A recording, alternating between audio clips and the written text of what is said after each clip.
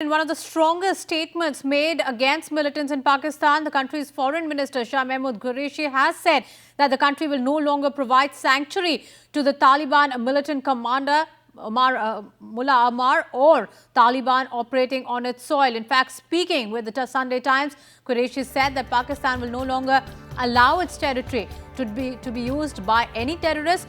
Qureshi also added that there will be no more differentiating between good or bad terrorists and that wherever they are in Pakistan, the country will take them on. Now, Pakistan has, remember, come under tremendous criticism from the international community in the past for its harboring of Islamic militants who have wreaked havoc within the country and exported terrorism worldwide. And for more, let's go across to Shafiq. He's now joining us live from Islamabad.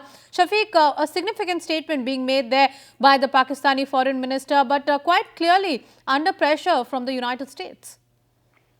Yeah, in fact, there are conflicting reports about the hiding of Mullah Omar or other Taliban commanders in the areas between Afghanistan and Pakistan. The international community believes that Mullah Omar and some other top Taliban commanders, they are in the tribal region of Pakistan, or some of them are in Quetta, the very strategic and important city of Balochistan province. But Pakistan never accepted that Mullah Omar, the top or the supreme commander of Taliban, have ever been to Pakistan. They say that Mullah Omar always remained in Afghanistan. Even the Taliban spokesman say that he is in the area close to Helmand or Kandahar. He belonged to Kandahar, but he normally remained in Helmand in the past. So there are some information, but certainly this statement is certainly under the pressure from the international community.